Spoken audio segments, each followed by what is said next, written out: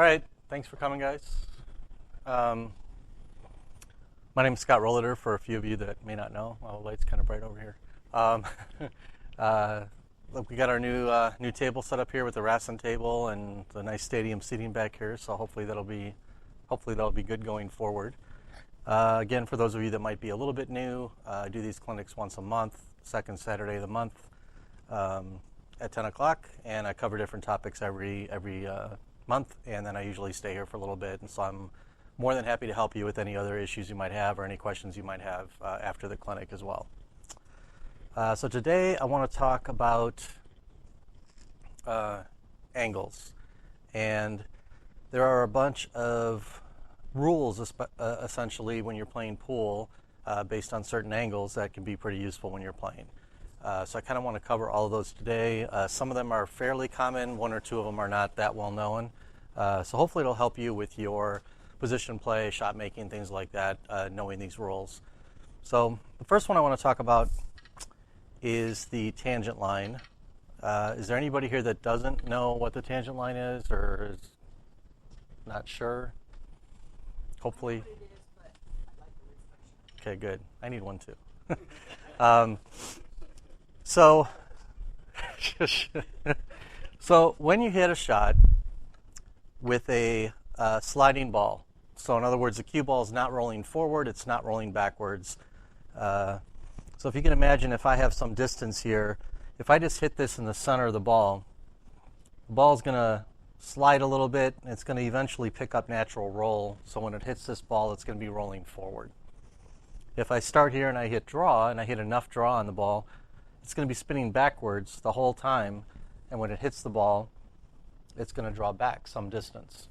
So the way you hit a stop shot or a stun shot is if the ball is sliding at contact.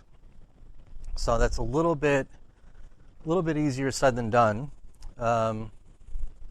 Technically, you have to put, missing my strike ball, there we go. Technically, you have to put some amount of draw on the ball if you have any kind of distance. So if I'm here, that close to the ball, I can basically hit it in the center of the ball, and you can see the ball just kind of slid the whole way there. It didn't roll forward, it didn't roll back. But if I have some sort of distance to travel, you can watch, I'll try to do it where probably right around this spot, the ball should be, you'll see it convert from draw, it'll slide, and then it'll roll forward.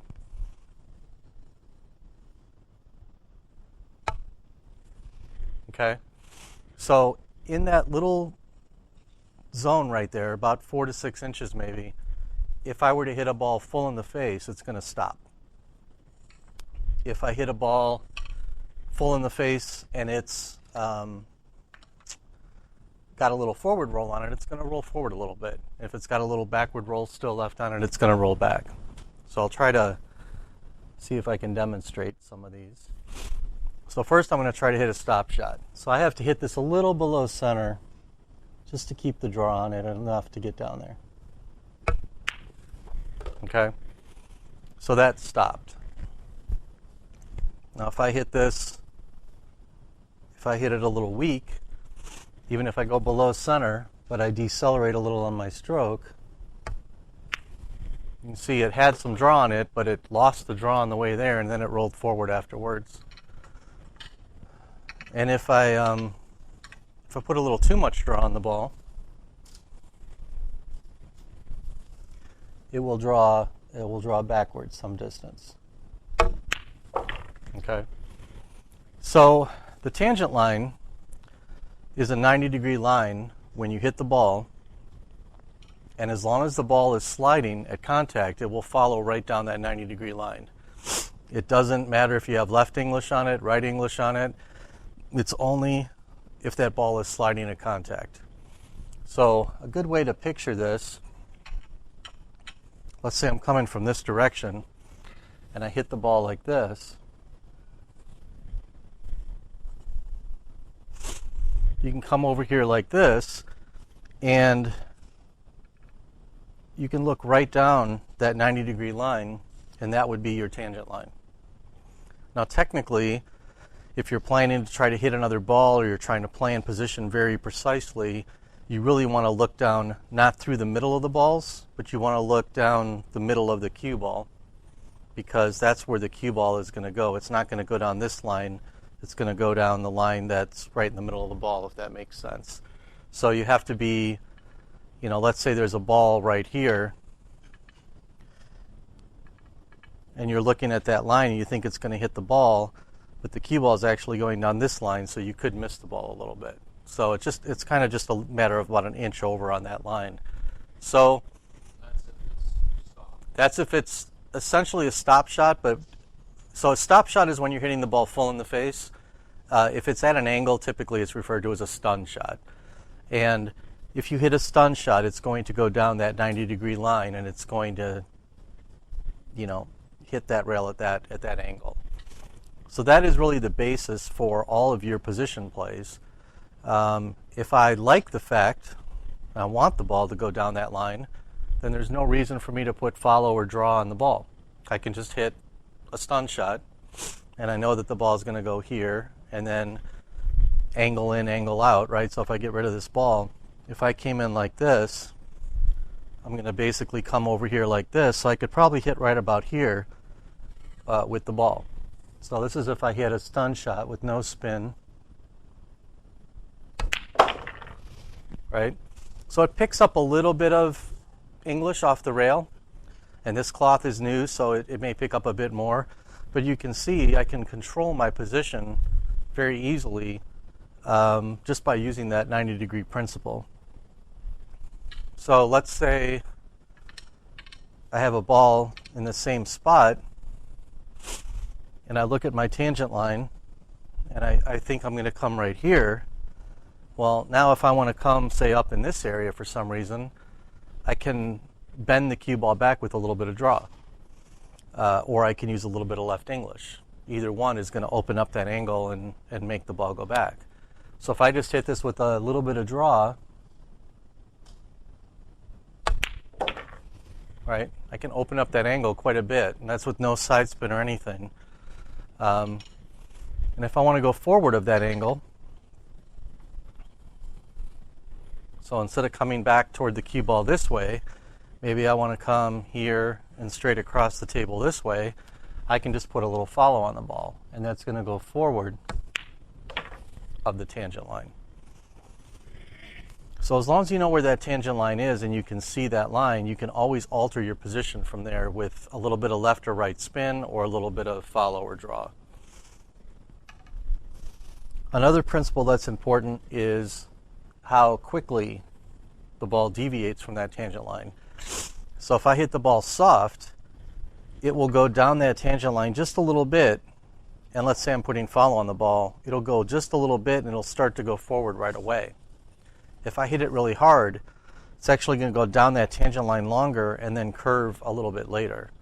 And that's how good players typically access a bunch of different spots on the rail, is by using different speeds. So a lot of times you'll see with draw shots, for instance,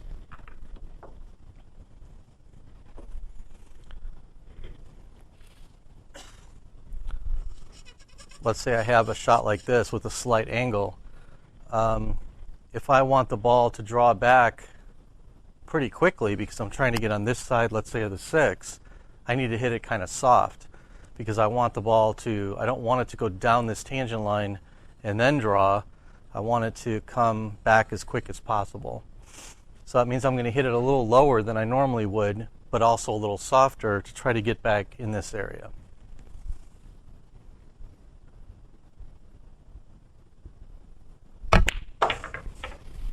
Okay, so I came back on this side.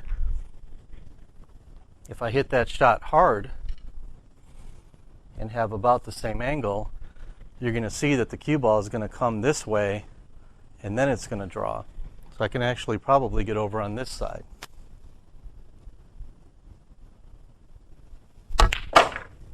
Okay, so that's the same shot pretty much, same tangent line, same draw, but with one being soft and one being hard, I can hit anywhere from over here to over there based on how hard I hit the ball and how long I make that ball go on the tangent line. Now, I may not want to hit it that hard because maybe I hit the rail and bounce way back out. So there's some other techniques you can do to kind of achieve that result without hitting it so hard. So one thing you can do is hit what's known as a stun draw. So it's basically in between a stun shot and a draw shot. You basically hit what a stun shot would be, and you go just a little lower than that. And that's a technique that you see. It's very subtle, but you'll see a lot of professional players doing that. So if I had that shot and I was a little bit on the wrong angle, I don't want to hit it that hard. So I would hit a stun draw shot. And so basically I'm going to look at my stun shot from here, and I'm just going to go down just a little bit. Okay, so you can see it's in between those angles, right? The draw shot gets me way over here. The stun shot would get me here. So it kind of gets you that in between. And you can practice those shots. It's hard to practice them one at a time when they come up in a match. So a good way to practice that stun draw shot is just to set up a shot that's a few feet away like this and just try to draw it back 2 inches. That's essentially what a stun draw shot is just a very, very slight draw shot.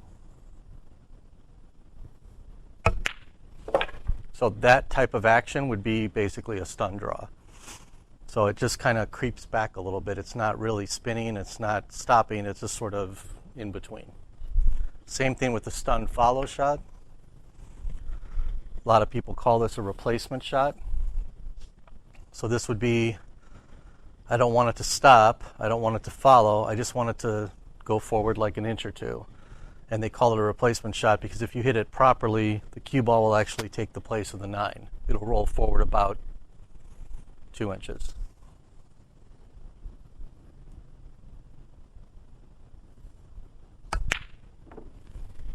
Okay, should actually aim the ball too, but you can see the cue ball just kind of crept forward. And again, that's very useful for hitting different parts of the rail. Because the follow shot's going to hit one part of the rail, the stun's going to hit another, but there's a whole bunch of spots in between, and the way you get to those spots is by using that subtle different amount of follow. Does that make sense so far? Okay. So the tangent line is really important. Someone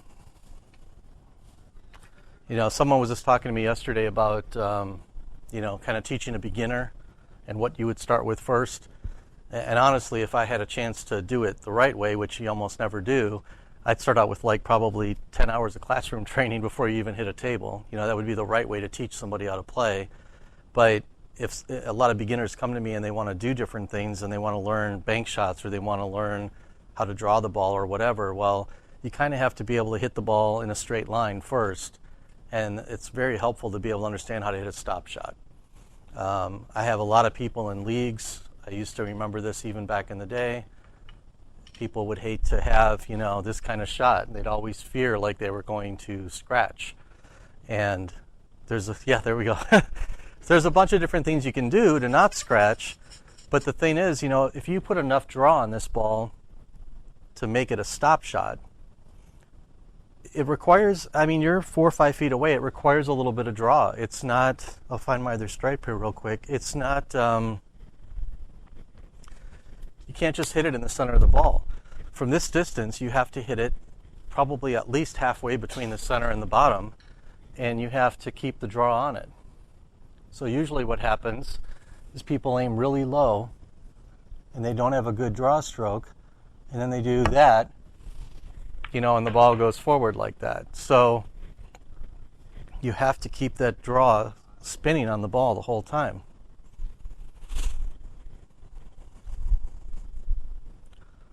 And the better stroke you have, the softer you can hit the ball and still keep that draw on there the whole way. But if I was in a game, I wouldn't try to hit this super soft and super perfect. I would probably hit it a little bit harder just to guarantee that it doesn't go forward.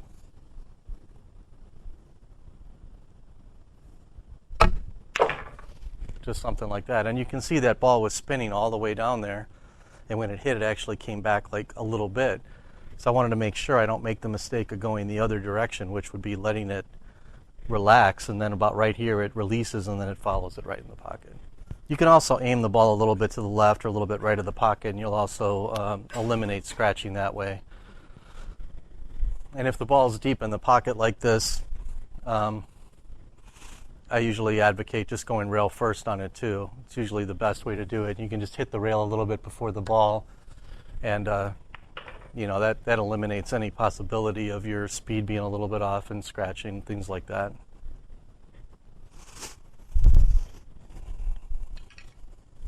Okay. Any other questions, like on tangent line or anything like that? I think, yep. The draw shot, the one that you hit soft goes that way, and then the one that you hit hard draw and comes up the line here. Mm-hmm. Okay. Is that draw the same pressure, or are you hitting it harder? Okay, so the question was the difference between those two draw shots, and one came back and one came that way if I was hitting at different speeds. So yeah, technically, if I was trying to hit the same amount of draw, to get it to come down the tangent line longer before it drew, I'd have to hit it a little harder, because that's what makes it go down the tangent line longer. The other solution would be the second shot that I hit, which is aiming a little higher on the cue ball, and that way I could hit the same speed but vary my tip position, which is what I would normally do in a match. And then by getting less draw on the ball, it would follow the tangent line, and when it draws back, it's not going to draw quite as strongly as the first one did, if that makes sense. So, I mean, that's normally what I would do, and you'll see pros all the time.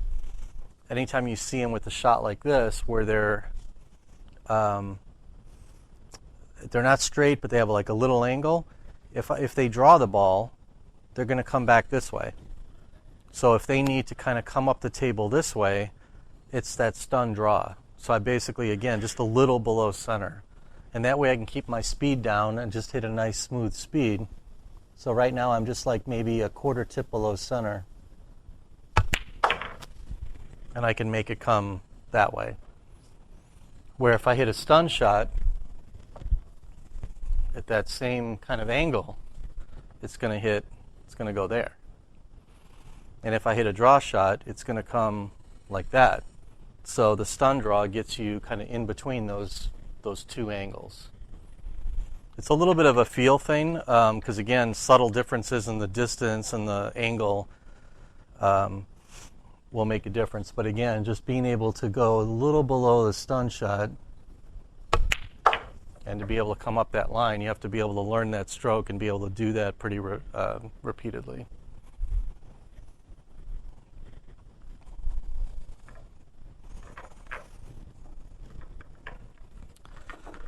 So another good rule is the 30-degree rule. There's actually a couple of good uses for that. How many people are not or are not familiar with that? It's hard to say. Say what? I know, okay. So Dr. Dave has a great write-up on this on his website. I probably saw it, I think it's been out since the mid-2000s maybe. I think he has about 5 or 6 articles actually, if you care to look at all the scientific proofs and all that kind of good stuff. But so basically, when you're hitting a ball with a rolling ball, so a naturally rolling, a little bit of follow, naturally rolling ball, if you hit a ball between a quarter of the ball and 3/4 of the ball, the cue ball will roughly come off of the ball at about a 30-degree angle. Okay, so technically, what's nice about, in case you don't know as well, a lot of people believe people talk about a half ball hit, where you're hitting half the ball. And that's kind of nice, because basically it's easy to aim, right? The left edge of the cue ball is going to be right in the middle of the ball, and the center of the cue ball is going to be aimed at the edge of the ball. So that would be, I'm hitting half a ball. For anybody that uses fractional aiming when they play, they're probably very used to that. So a 3/4 ball hit would be like this, where I'm eclipsing about 3/4 of the ball, and a 1/4 ball hit would be something like that, where I'm hitting about a quarter of the ball. So anywhere in those ranges, the cue ball will leave that object ball at about a 30-degree angle. It ranges from like 27.5 to 32.5 or 33, but it's very, very close. So what's cool about this is, let's say I have a shot like this, and I want to know where that cue ball is going to hit the rail. Dr. Dave came up with this peace sign technique because he measured, for most people, the distance between their two fingers, if you really stretch them out wide, is about 30 degrees. So if I look at the cue ball approaching that ball, I want to put one of my fingers on the line that the cue ball is taking to the ball and put it right over the ball. And then I want to look at my other finger and project the line down, and I can see that I'm going to hit probably about right there. So if I hit this with a smooth speed and a rolling ball, I'm going to hit that spot on the rail. And again, that's going to be true for anything from a quarter ball to a three-quarter ball hit. So basically from like a 15-degree shot to about a 45, 47-degree shot, and anywhere in between, it's going to be pretty close. So it's a good way to estimate where the cue ball is going to go. Now, I've had students that have actually seen this stuff online, and they walk around the table, doing this all the time, trying to figure out where they're going to hit, and that's fine. And you want to do that for some period of time, I'm sure. But when you play for a while, you should be able to just kind of visualize it. But it's a great way to kind of kickstart your your feel. It's a nice mechanical way to figure that out. So, and again, if I have a ball sitting here, let's have a ball like that, and my shot's about like this, and I'm concerned that I might hit the 3-ball. So I can look at my cue ball path, put my finger like that, and I can see that the cue ball should come in right about here. So if I hit this soft with a rolling ball, I can see that I'm going to miss the 3-ball.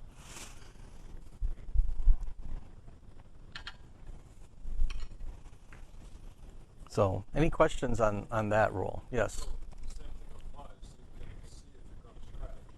Exactly. Yep. You can see if you're going to scratch. You can see if you're going to maybe potentially break out a cluster that might be on the table.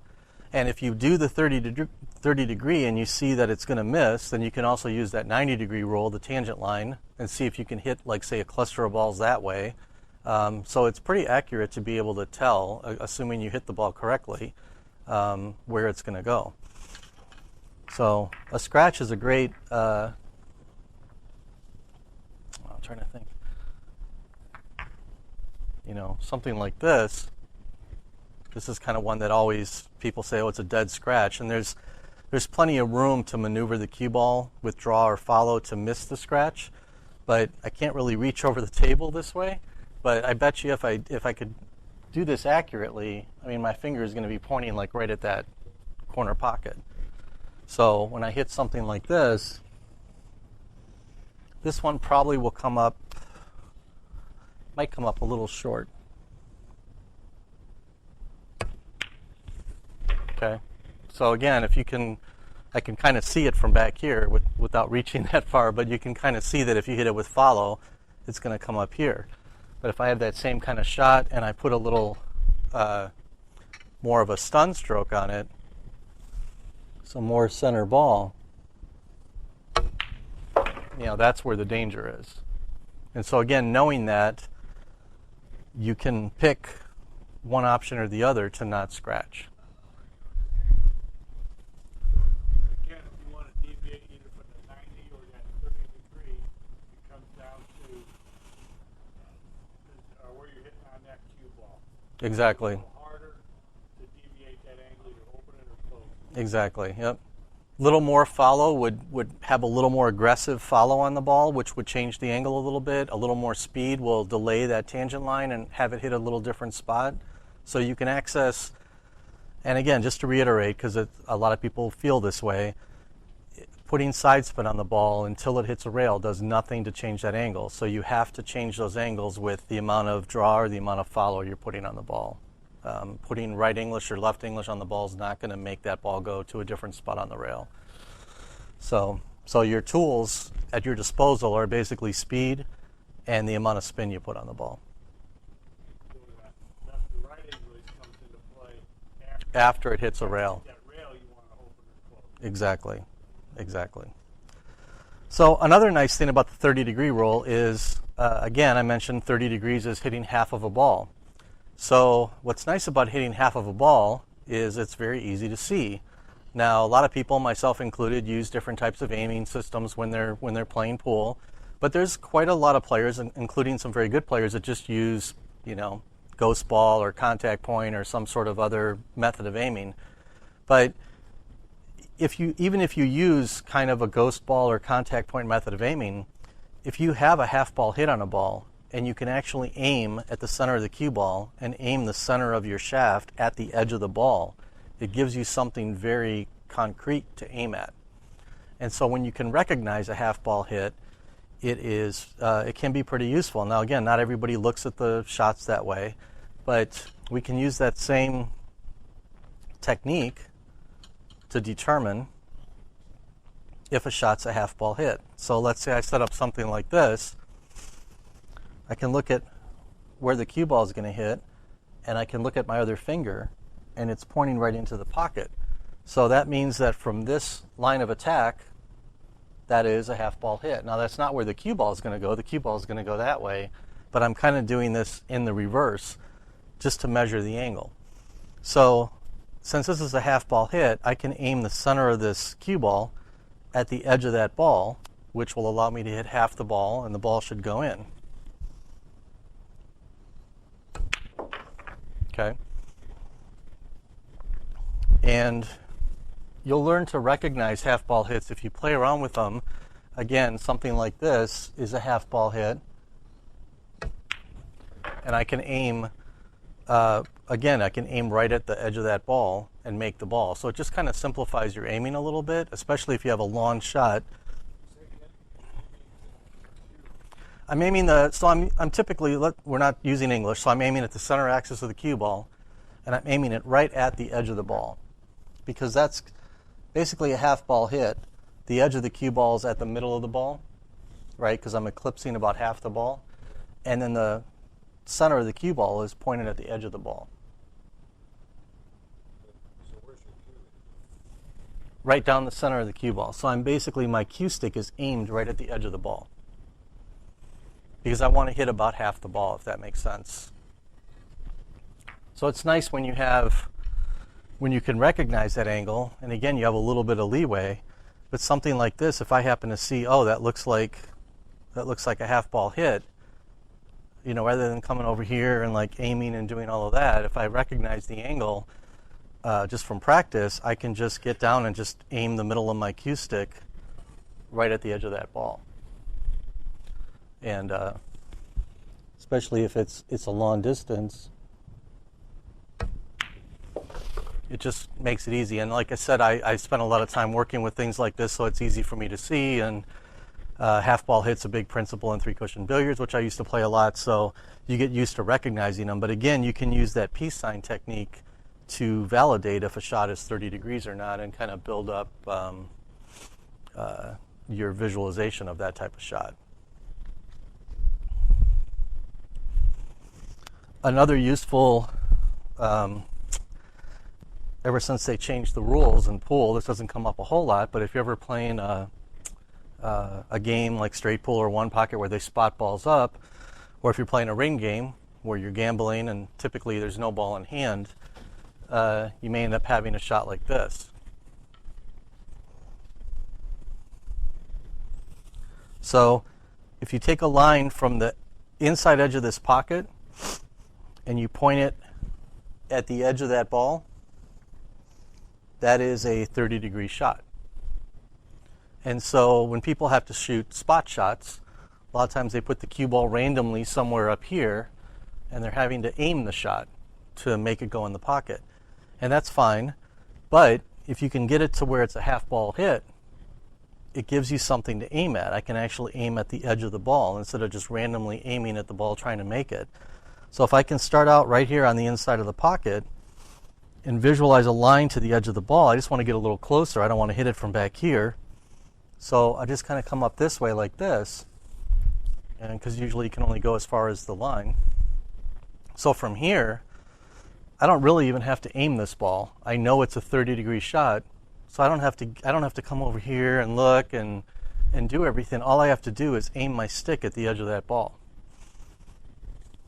So, of course, sometimes I can't do that, but you know. Okay. So I could probably, if my stroke is doing good that day, I mean, I really feel like if I shot 100 of those, I'm probably supposed to make like, 95 of them, because I'm not really doing anything except just aiming my stick at the edge of the ball and hopefully just making a nice clean stroke. Now, certainly if you flinch or twist or anything like that, you'll still potentially miss the ball. But having something to aim at, there should be really no question,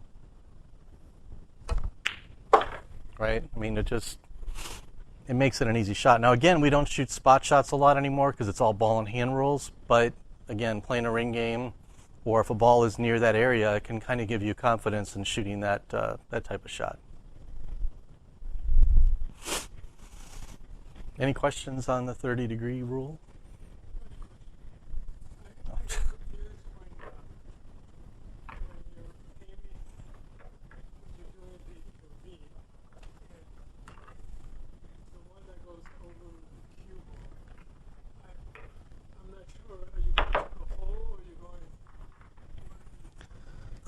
So when so the question was about how to point the V. Let me try to do it sort of towards you. So if my line of my shot is like right here, I want to go from like kind of where that ghost ball position is and I would basically be coming right down that line and putting my finger right there. And then the other finger is going that way. So again, if I look down that other finger, I'm pointing about halfway between those two diamonds. So with a rolling ball, okay. So it's pointing where the ghost ball should be. Yeah, and along the line that the cue ball is going to take to the ball. Yep. And then you have to get kind of close to it so that because if you come back too far, it'll be a little bit off. But yep. And like I said, if you're interested, if you go to Dr. Dave's website, there's at least a half a dozen articles, I think, on the tangent line stuff and the 30-degree rule too, if it helps to kind of visualize it.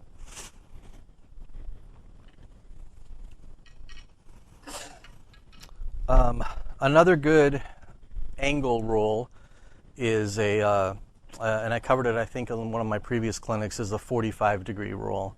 And so that basically says if you're hitting a ball at 45 degrees, that the cue ball is going to travel forward about 1 diamond. So 45 degrees from here, so if I come 3 diamonds out and then come 3 diamonds over, that would be 45 degrees, right? If we can all picture like a nice square, and 45 degree is right down the middle of that. So from this angle, if I hit that 4 ball into the pocket, the cue ball should come down about a diamond. So I should scratch.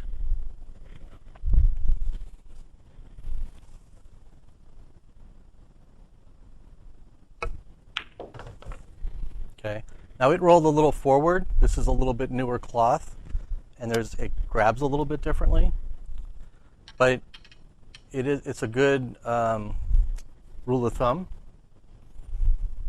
I'll try to hit it just a little easier so the follow doesn't grab as much. Okay, so it's a very, like I said, it's a very good rule of thumb. So if you have a shot like that, say you're up here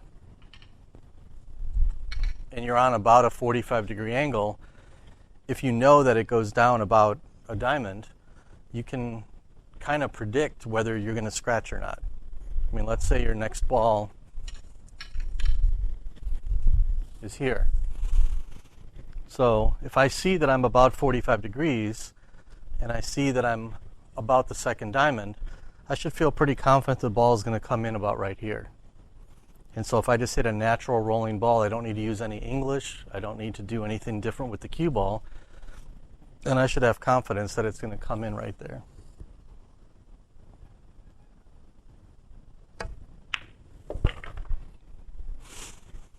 Okay, so it's a pretty good visual rule to learn and to practice because it, again, for position play, it really helps you get a very strong feeling of where the cue ball is going to go. Yes, sir.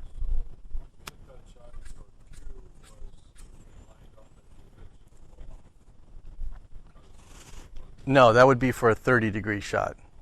So half ball hit is 30 degrees. So yeah, at a 45-degree angle, I actually got to aim that one a little bit. Just a little.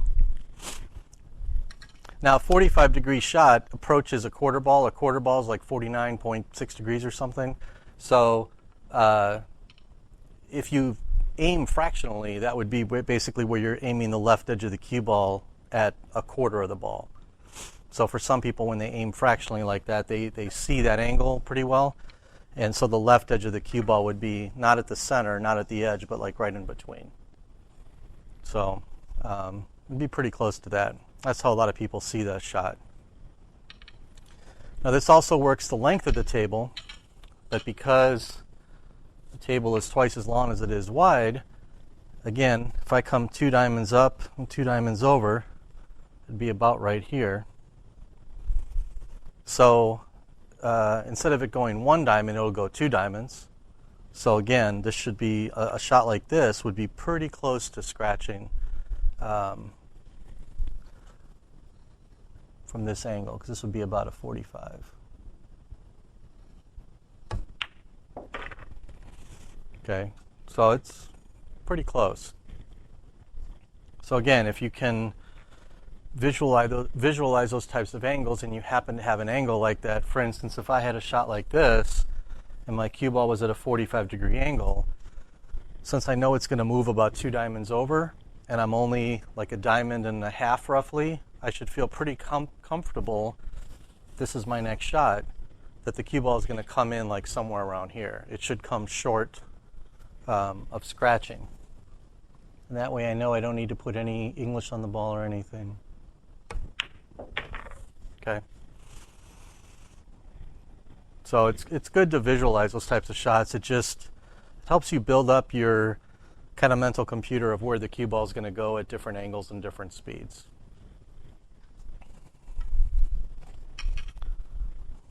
There's another sort of corollary to that 45-degree rule, and I think Ralph Eckert showed this in one of his demonstrations. And it's not really a specific degree, but he kind of showed this principle along with that 45-degree rule. And that is if the balls are about here and they're roughly even, kind of parallel to the rail, the cue ball with a naturally rolling ball is going to come in somewhere around there. So again, no English, no anything, just straight follow on the cue ball. Okay. So, and that's true if you come a little bit farther out even. So same shot, but now I've got more angle. Oh, missed the ball. These shots are a little bit tougher. Okay. Now it does break down when you get real close to the rail because the follow is going to hit the rail and kind of come in more here, but roughly about a diamond out. And it doesn't matter that much how close you are to the rail or how far away you are from the rail. It works about the same. So if I see something like this, right? So it's a good little rule to know because again, if you're playing position across the table and you have to get to a ball down here and you know you're going to come in right here, you know you don't need to put some English on it or maybe you need to put a little bit on. A lot of people when they have a shot like this, they always want to put right English on the ball, outside English. They always want to kind of help it go down that way. And if you put right English on this shot, you're actually going to come in way down here, which might be okay, it might be what you want, but you have to realize that the cue ball picks up a little English when it cuts across the ball and when it hits the rail, so you don't really need to use right English on this shot to get all the way down table. You can just hit it with a nice rolling cue ball. Let's see. I'm guessing if I hit it harder, it's probably going to go down the tangent line longer before it follows, so depending on how strong of a follow I put on it, it could come in a little short or it could come in a little long. So if I really follow it, see how you got that curve effect off the rail? So I would normally not want to hit a ball like that. It's especially on new cloth like this, if you hit a ball with follow into the rail, if you, oh, that's okay. Good thing it's cement floors, yeah. But yeah, you generally, especially on newer cloth, and again, I mean, I only play on new cloth maybe a few times a year at some of the larger tournaments, but typically in a pool room, you know, we're used to playing on cloth that's kind of worn in a little bit. And on new cloth, you generally don't want to hit a ball with follow, with a lot of pace into the rail, because it'll really curve off the rail, and it's very hard to predict that curve, which is also why when a lot of the pros are kicking at balls on new cloth, they're not generally kicking with a high ball either because of that curve effect. They're usually having to stay down more toward the middle of the ball. But you could use a harder to get the ball back down the table. If I had to go all the way around the table? Yeah. Yeah, well, so if I had to go all the way around the table, I would actually want to hit this rail. Because if hitting this rail, the cue ball, when it hits opposite rails like that, it kills all the English. So if I hit here and here, it's going to kind of come in this way and kind of die down over here somewhere. It'll never get all the way back up table. So I have to put some right English on it to try to hit continuous rails to keep the running English on it. So for that, if I know my follow shot is going to come in here and I'm trying to hit down over here, I need to put some draw on the ball. And then I put a little bit of right English on it to help it go around the table as well. Right? So then that's how you would get around the table that way, is hitting the rails together like that.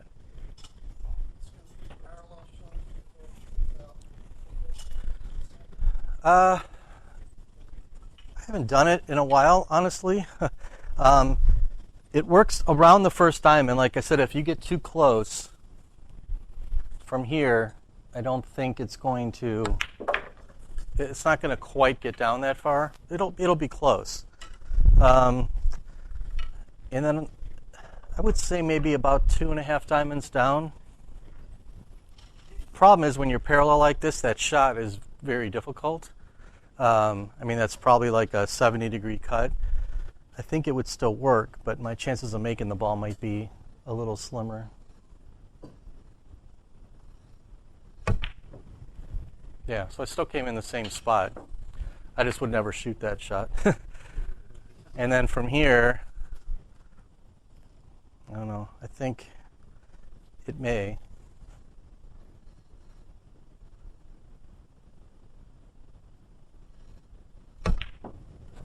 Yeah, see, there, it's going to break down at that point. So, any questions on that? Dr. Dave talked about that 45 degree as well? I don't think so. Not that I recall.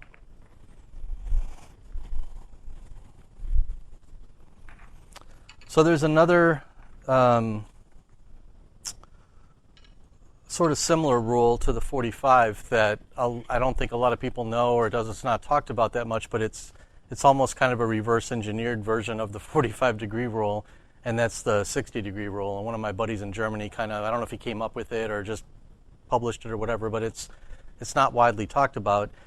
And when a ball is near the rail, basically the rule is if you subtract the angle that you're hitting the ball at from 60, and the resulting angle is where the cue ball is going to hit on the rail.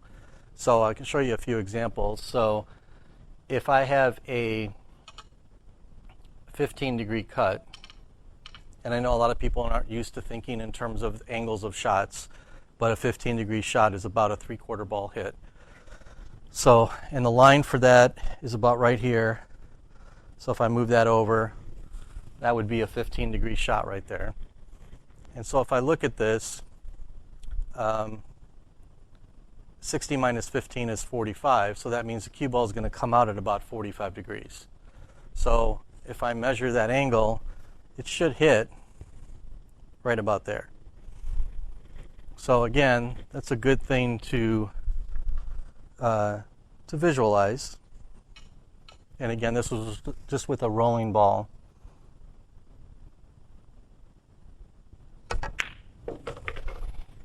Okay, pretty close. And so again, if I have a half ball hit,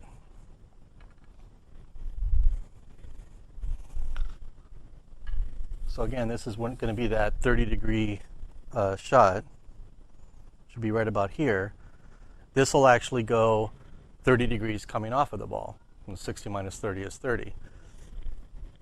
So 30 degrees off of here is going to put me pretty close to the corner pocket. So I should come pretty close to scratching on this.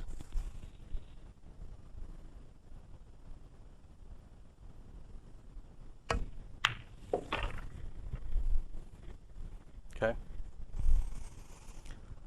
And then if I have a 45-degree shot, which is what we just kind of went over, it's going to come off at 15 degrees.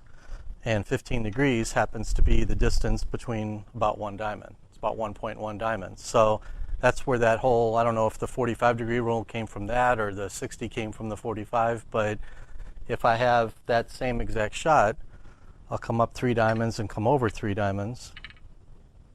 This should land, since I'm sitting about the second diamond, this is going to come in about right here.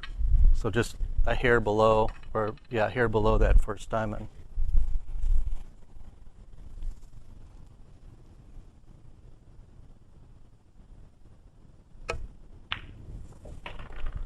Okay. So I don't expect anybody to grab their protractors and start measuring angles and everything around the table, but to me, I mean, any knowledge you have at the table is good knowledge, and you can learn these angles by hitting, 10,000 or 100,000 balls and kind of just get a feel for it. But if I were to show, like, say, a brand new student some of these rules, they immediately know where the cue ball is going, and then they can kind of base their experience at the table on that and kind of get a real fast kickstart to figuring out where the cue ball goes instead of just guessing for 3 to 5 years as they gradually hit more and more balls. Now again, there's some little tricks. I'm more than happy to send anybody that's interested. I have some write-ups and stuff I've done. I can send you guys some things where it kind of shows you how to estimate some of the angles around the table. I'm pretty familiar with them just from working with aiming systems over the years, but I just think it's good to have that visualization. I think most people can kind of visualize a 45-degree angle, and with a little bit of practice, you can kind of see the 15 and 30-degree angles. And it just, I don't consciously think about this stuff when I'm playing anymore, but when I was younger, I did. And I think it helped me build up my kind of understanding of where the cue ball would go much quicker than if I had just kind of randomly started hitting balls around the table. I also think having a baseline of hitting the ball as a stop shot and being able to hit the ball as a rolling ball, I think those 2 shots are probably the most important on the table. And so if you can learn what the cue ball does with a stop shot or a stun shot, and then you can learn what the cue ball does with a rolling ball, you can really play position pretty accurately on the table. Drawing the ball and doing other things are going to be takes a little more skill, a little more practice, and a little more feel to be able to control those angles. Any questions on those shots so far?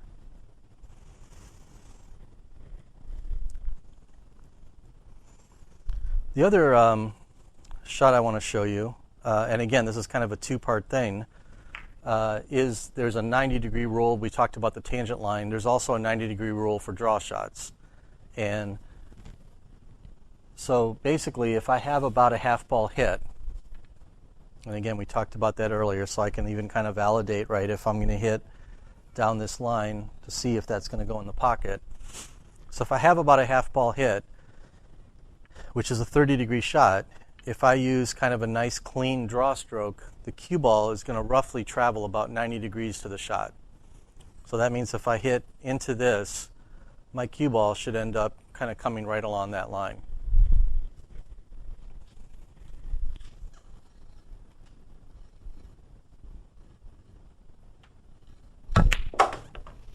Okay, so it was almost exactly, that 90-degree line was just slightly this way. It was almost exactly down that line.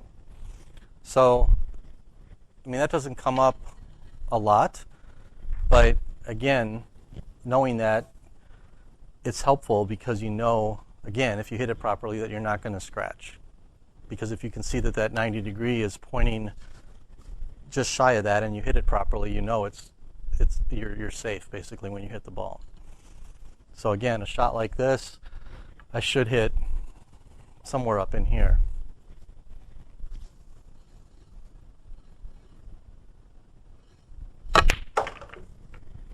Okay, put a little extra draw on it so it drew back a little more, and again the cloth's a little slidey, but again it's coming up at that angle.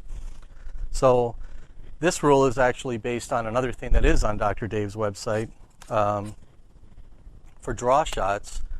And essentially it says that if you draw the ball at a certain angle, that at a normal speed, kind of a normal amount of draw, that the cue ball is going to come off at twice the angle that you go in at. So visualize a shot like this, let's say. If I can see, here's my shot, and there's kind of my angle, right? So it's kind of hard to visualize, but it's kind of like a very small triangle. So if I can expand that out one more time, and then one more time again, this is where the cue ball should hit on the draw shot. Okay, so I overdrew that one a little bit, and I also might have hit that a little bit into the far close side of the pocket. Try that again.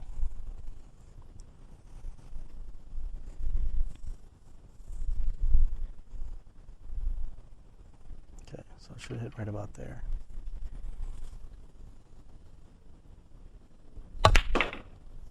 Okay, it's a little better. So again, you saw the first time I kind of over-amped on it a little bit, so it's going to draw back a little more.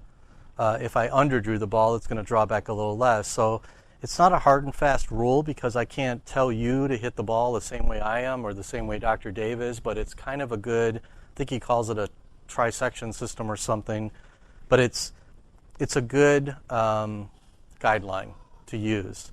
So what's nice about it, he's got some drills on his website where the ball starts out here and you're trying to hit every diamond around the table. And it's called the wagon wheel drill, and it's very difficult. So the first couple spots are really easy. As you start to get over here, it's difficult. So if I have ball in hand and the ball starts out here and I'm trying to hit this ball off of one rail, I can either visualize it or I can try to use that system to try to guesstimate a little bit where I want to be. So again, I'm trying to find an angle where if I can like double it is going to hit that ball. So something about like that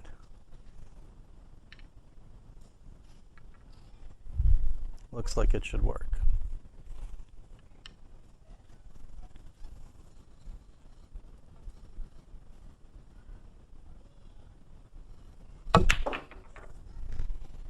Okay. And so when you're doing the drill, the whole goal is you have to touch the ball.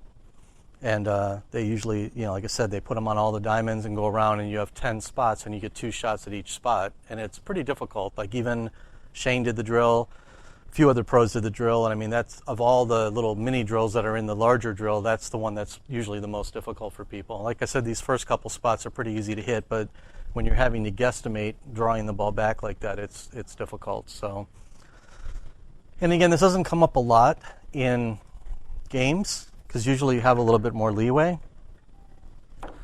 But again, if I have a tight window,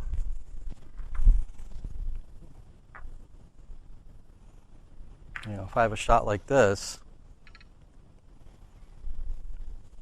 and I have something like that, and I need to get on the 3 ball, just shoot it down in that corner, it would be helpful if I can visualize this. And again, if you just visualize it from hitting a ton of balls, that's fine too. But it's nice if you can kind of visualize that angle and kind of see where it's going to go. And so I feel like if I just draw this ball normally, I should be able to land in between those balls.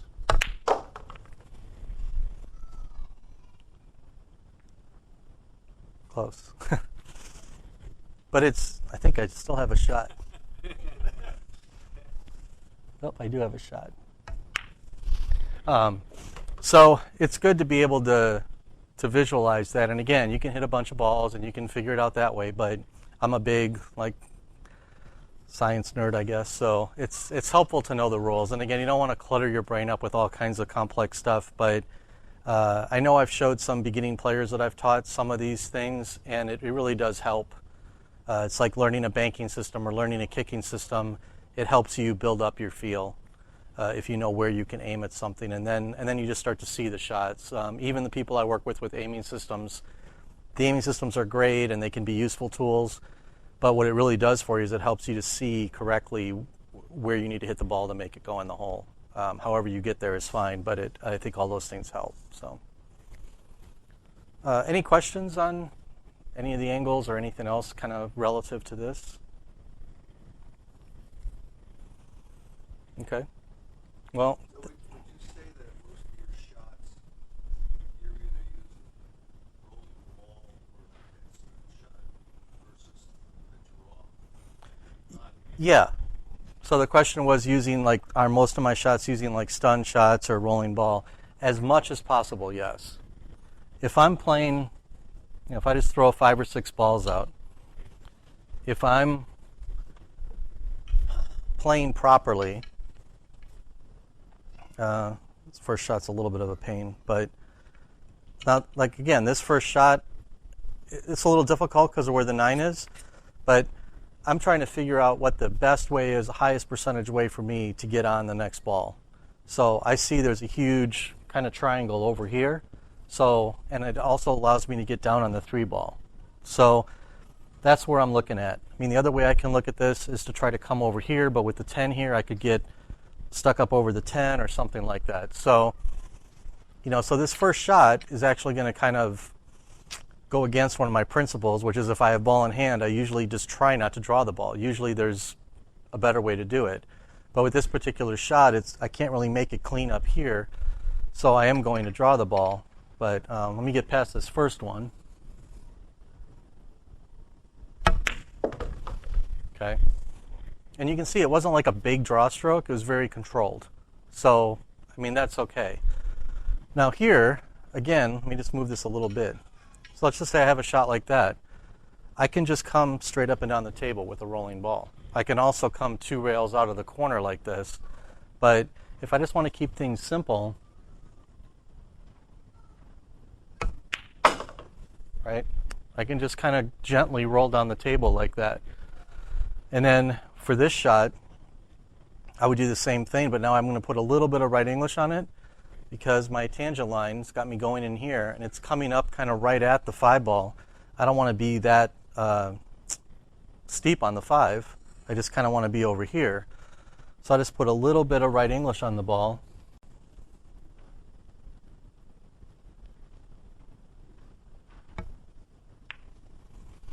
Okay, just to kind of give me a little more angle. Now again, this one I'm going to have to draw a little bit because I want it to slow down a little bit and come into the corner. But if that 10 ball wasn't there, I would just roll this ball and roll up here and roll over to right about there and then just come over. So we'll cheat a little bit. Because that would be my preference for hitting the shot, is not to try to do anything crazy with a big draw shot or a bunch of spin, just to kind of hit it nice and easy and let the cue ball naturally roll where it wants to roll.